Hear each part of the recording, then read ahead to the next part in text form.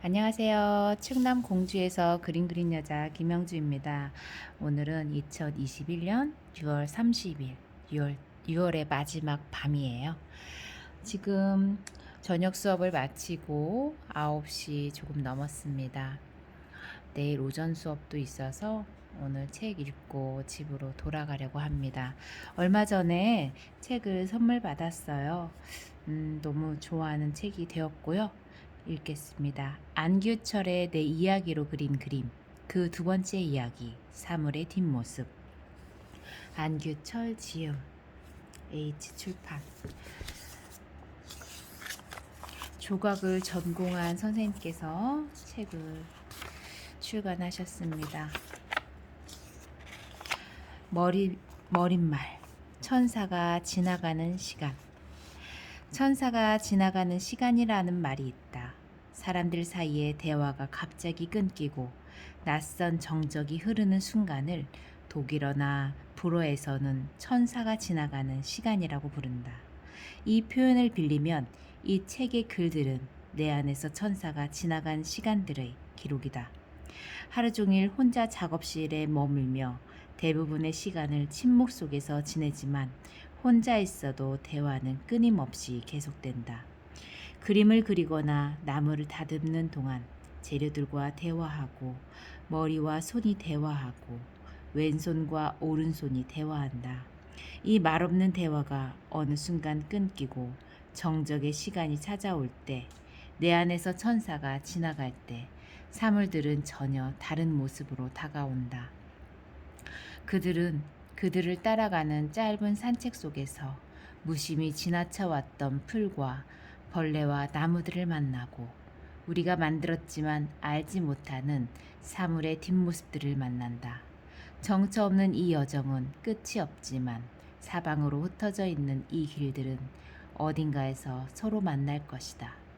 짧은 한순간일 수도 있고 아무리 기다려도 오지 않을 수도 있는 이 시간. 천사가 지나가는 시간만이 내게는 예술가라는 이름이 부끄럽지 않는 시간이다. 어려운 시절에 세 번째 책을 묶어주신 현대문학 양숙진 회장님께 깊은 감사의 말씀을 드린다. 이 책이 현대문학에 빛나는 저작들 옆에 누가 되지 않기를 바랄 뿐이다.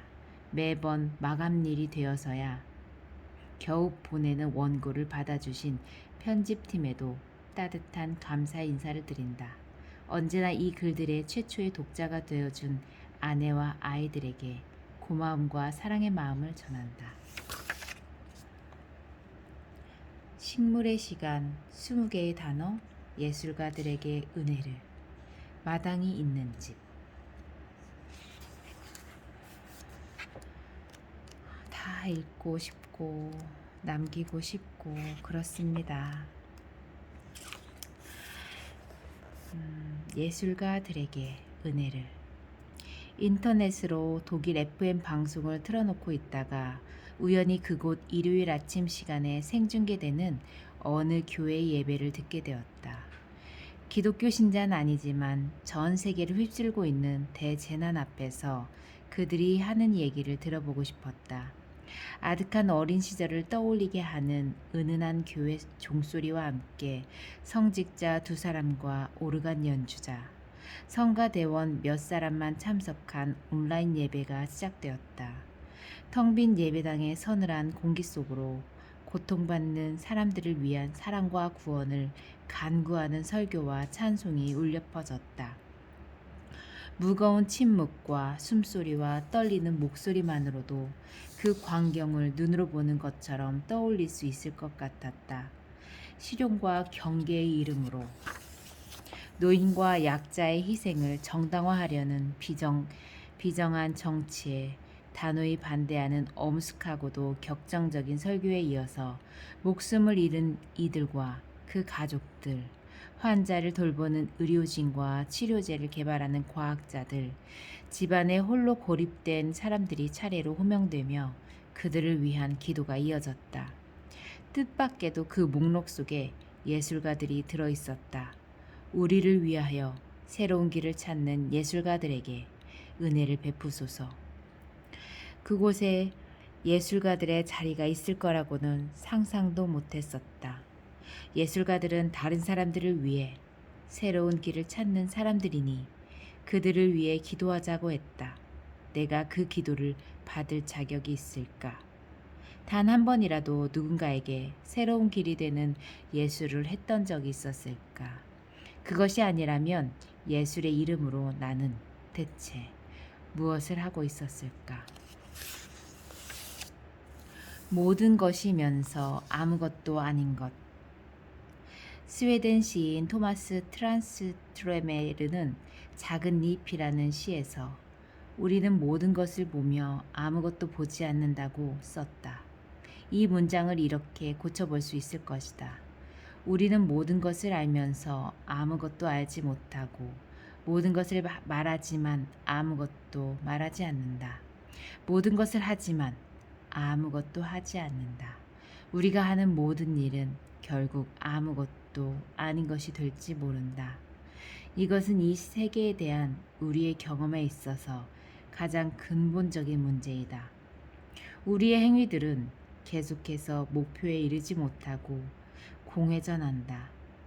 의도는 빗나가고 과정은 의도를 배반하고 기다렸던 미래는 오지 않는다. 우리가 도달했다고 믿었던 지점은 계속 발밑에서 부서져 내리고 우리는 번번이 원점으로 되돌아와 있다. 힘들어 얻었다고 생각했던 것들은 임시로 빌려왔거나 잘못 배달되었던 것들을 이어서 언제든 되돌려 주어야 하는 것임을 드러났다. 우리는 우리가 본다고 생각한 것을 실제로 본 적도 없었고 있다고 생각한 곳에 실제로 있어 본 적도 없었다.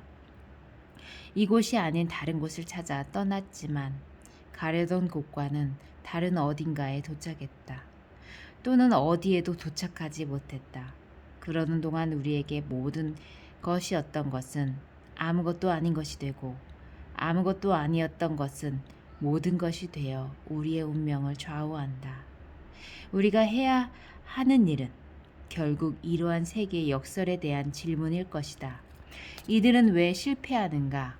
목표에 이르지 못하고 물거품처럼 사라진 우리의 선한 의도와 그 일들에 바쳐진 시간들, 그리고 그 주위를 맴돌던 달콤한 말들은 다 어디로 가는가? 그것은 결국 우리의 일이 우리가 무언가를 간절히 도모하는 것이 과연 의미가 있느냐는 질문이 될 것이다. 그러나 이 질문마저도 모든 것을 질문하면서 실은 아무것도 질문하지 않는 결과에 이를 수 있음을 잊어서는 안 된다. 마당이 있는 집. 우리가 언제나 똑같이 되풀이되는 밤과 낮, 똑같이 돌아오는 겨울과 여름을 갖고 있는 것은 지구가 다른 것들과의 관계 속에서 끊임없이 움직이고 있기 때문이다. 지구는 태양 주위를 일정한 궤도를 따라 돌면서 스스로 회전하고 다시 다른 지구 주위를 돌면서 지구가 궤도를 벗어나지 않도록 도와주고 있다. 중력이라는 것, 그저 한 덩어리로 뭉쳐있는 바위와 흙의 질량에 지나지 않는 것이 까마득히 멀리 떨어진 곳에 있는 것들을 끌어당기거나 밀어내면서 자신의 존재를 전한다. 이 외롭고 조용한 힘들의 균형 속에 우리가 있다. 이들이 서로 영향을 주고받으며 묶여있지 않았다면 이런 세상은 없었을 것이다. 사물이 서로를 끌어당기지 않고 밀어내기만 했거나 또는 반대로 끌어당기기만 했다면 서로에게 무관심하고 스스로에게 갇혀 있어서 각자 주어진 자리에서 꼼짝 않으려고만 했다면 우리의 이런 삶은 없었을 것이다. 때가 되면 일제히 피는 꽃들도 없고 끊임없이 밀려오는 파도도 없고 서쪽 하늘을 물들이는 저녁 노을도 없었을 것이다. 달과 지구와 태양이 서로를 끌어당기고 그러면서도 각자 자신의 길을 가도록 놓아주었기 때문에 우리에게 어제와 같은 오늘이 있다. 나에게 어제와 같은 오늘을 만드는 존재는 무엇인가? 나는 무엇의 힘에 이끌려 무엇의 주위를 맴돌며 한 시절을 살아왔을까? 나의 행로를 유지할 수 있게 해준 힘은 어디에서 왔을까? 그리고 내가 저 먼 곳에 있는 누군가의 어떤 세상을 위해 아주 작더라도 뭔가를 보탰던 적이 과연 있었을까? 목요일까지. 30년 전에도 그는 한동안 소식이 끊겼다가 불쑥 나를 찾아온 적이 있었다. 미술대학에 가겠다며 후배들의 화실을 들락거리던 그는 미술을 포기한 이유로 소설을 쓴다고 했다. 어느 문학 잡지 신인 공모를 준비하고 있는데 내가 자신의 작품을 읽고 조언을 해주면 고맙겠다는 것이었다. 모처럼의 부탁을 거절할 수가 없어서 도움이 될지는 모르겠지만 한번 읽어보겠노라고 했다. 그러나 언제까지 원고를 보내겠다는 그의 약속은 번번이 지켜지지 않았다. 그때마다 그는 빌린 돈을 못 갚은 사람처럼 미안하다고 사과를 했다. 내가 내지도 않은 숙제를 내놓고 그 숙제를 끝내지 못한 것을 내게 미안해했다. 소설은 결국 공모 마감일이 지나도록 완성되지 않았다.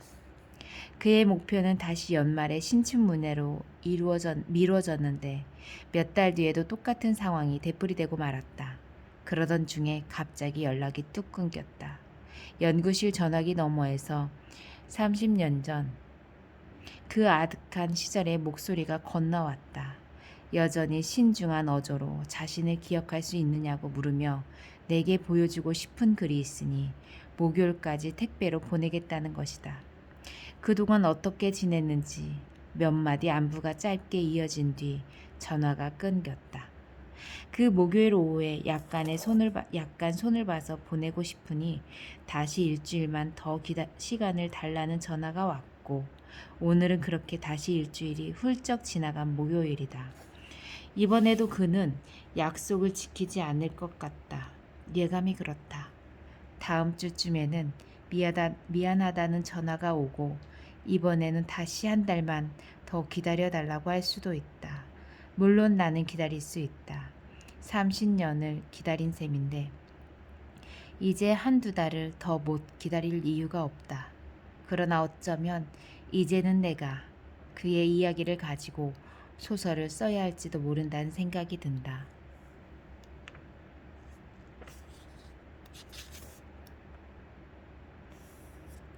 우리가 배우지 않은 것. 학교에서 아이들이 가장 먼저 배워야 하는 것은 글을 읽거나 셈을 하는 방법이 아니다. 먼저 그들은 자신의 행동을 멈추는 방법부터 배워야 한다. 움직이거나 떠들거나 장난을 치면 벌을 받는다. 오로지 교사만을 주목하는 동안 한눈을 팔아서도 안 되고 속으로 딴 생각을 해서도 안 된다.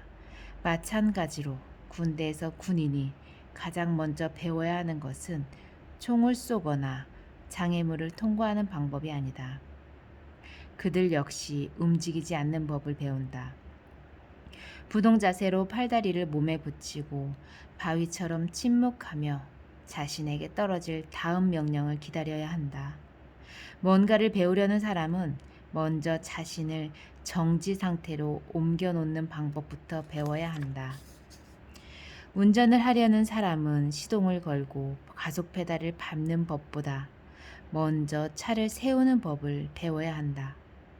다이빙을 하는 사람은 물에 뛰어드는 자세보다 먼저 물에서 헤엄쳐 나오는 법을 배워야 한다. 그림을 그리는 사람은 자신의 그림이 어떤 상태가 되었을 때 붓을 내려놓을지를 배워야 한다. 그렇지 않으면 사고가 나거나 그림이 엉망이 되는 걸 피할 수 없다. 무슨 일을 하기 위해서는 먼저 그 일이 어떻게 끝날지를, 그 일의 반대편에서 우리를 기다리고 있는 것이 무엇인지를 알아야 한다. 앞으로 나아가기 위해서는 멈추는 법을, 말하기 위해서는 침묵하는 법을, 기억하기 위해서는 잊는 법을, 사랑하기 위해서는 외로움을 견디는 법을 알아야 한다. 문제는 우리가 앞으로 가는 방법만을 배웠지 멈추는 방법을 배우지 못했다는 사실이다. 뭔가를 이루고 소유하는 방법만을 배웠지 그것과 헤어지는 방법을 배우지 못했다. 세상 속으로 들어가는 방법만을 배웠지 그것으로부터 나오는 방법은 배우지 못했다. 그러므로 지금은 다시 멈춰야 하는 시간. 우리가 배우지 않았던 것들을 위해 지평선 너머를 응시해야 하는 시간이다. 이 글이 많이 위로가 됩니다. 제가 한동안 바쁜 건 바쁜 대로 살고 제가 뭔가를 하는 것을 좋아하기 때문에 쉬지 않고 무언가를 하면서 지냈는데 마음이 많이 공허했거든요. 몇 달 정도, 길게는 몇 달 정도, 짧게는 한두 달. 늘 같은 생활을 하면서도 마음은 그렇지가 않았어요. 근데 왠지 모르게 요즘 들어 다시 에너지가 상승되는 기분이 듭니다. 그래서 다시 책 읽기도 시작했고, 마음속에서 다시 그런 에너지들이 돌기 때문에 그림에도 다시 제 원래의 그 성향대로 다시 붓을 잡고 하려고 합니다. 사람의 신체 리듬도 있고 일상을 살면서 그 달마다 다른 그 기운들이 있는데 제가 아무래도 뭔가가 달랐던 것 같아요. 그래서 요즘에 다시 힘을 내려고 하고 있고 힘든 거는 누구나 마찬가지니까. 그런데 기분이라는 것을 조율을 못하니까 아주 많이 내려가더라고요. 그래서 제 스스로도 다시 다 잡고 의지를 조금 더 굳게 하려고 애쓰고 있습니다. 내일이 벌써 7월인데 조금 사실 믿어지지 않을 정도의 시간이 빨리 가고 있어요. 7월 정말 잘 보내보고 싶습니다. 노력하겠습니다. 제가 이렇게 기록하는 것들도 들어주는 사람도 없어도 괜찮아요.